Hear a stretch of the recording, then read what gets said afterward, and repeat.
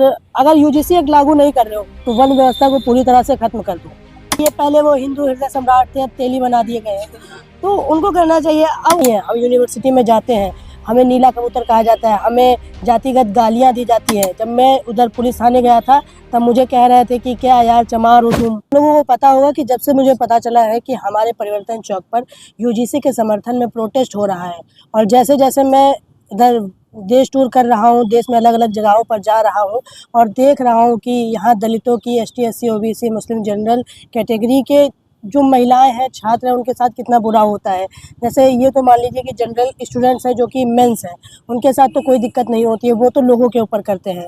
जैसे बीच में भी रोहित वेमुला, पायल ताड़वी और भी तमाम लोग हैं जिन्होंने जातिगत भेदभाव के चलते आत्महत्या कर ली है, उन्होंने अपनी जान दे दी है।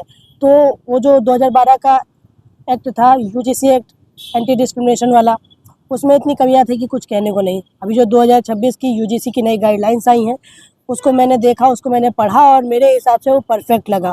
अगर वो लागू हो जाता तो आज जो हम सभी लोग यहाँ पर बैठे, हमको ऐसे बैठना ना पड़ता, और हम सभी लोग आज यूनिवर्सिटी में होते, स्कूलों में होते, पढ़ रहे होते, हमें ऐसे प्रोटेस्ट ना करना पड़ता। हम यूनिवर्सिटी में जाते हैं, हमें नीला कबूतर कहा जाता है, हमें जातिगत गालियाँ दी जाती है। जब मैं उधर पुलिस थाने गया था तब मुझे कह रहे थे कि क्या यार चमार हो तुम, मतलब कि जातिगत गालियां दी गई थी।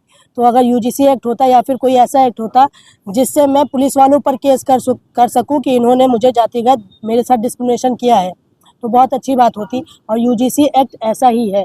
यूजीसी की जो 2026 की गाइडलाइंस है, ये अगर लागू हो जाएंगी तो हम दलितों को अभिव्यक्ति मिल जाएगी। और कई लोगों का सवाल रहता है कि क्या कर लो, मैं तो कहता हूँ कि भाई हम वन व्यवस्था खत्म कर दो।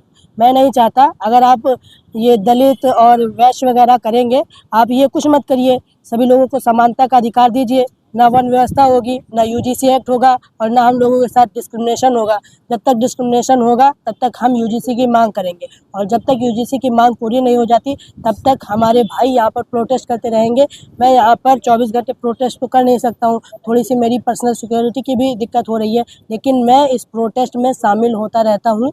जब भी इधर से गुजरता हूँ तो मैं ज़रूर आके परिवर्तन चौक पर 1-2 घंटे साथ में बैठता हूँ, क्योंकि मुझे पता है, मैं घूमता हूँ, टहलता हूँ, मेरे साथ असामाजिक व्यवहार होते हैं, मैंने खुद एक्सपीरियंस करके रखा है, तभी मैं यहाँ पर बैठता हूँ, अन्यथा मुझे कोई ज़रूरत नहीं है। और मेरा क्या भाई, मैं तो फेमस हो गया हूँ, मेरी आवाज़ लाखों लोग सुनते हैं, अगर मैं वीडियो बना दूंगा तो मुझे तो न्याय मिल जाएगा। लेकिन जो छोटे लोग हैं, जिनको लोग जानते नहीं, जिनके साथ डिस्क्रिमिनेशन होता है, उनको कौन न्याय दिलाएगा, उसकी भी तो बात होती है। तो मैं तो चाहता हूँ कि यूजीसी एक्ट 2026 लागू हो जाए, ताकि सभी लोगों को समानता का अधिकार मिल जाए। और अगर यूजीसी एक्ट लागू नहीं कर रहे हो तो वन व्यवस्था को पूरी तरह से खत्म कर दो।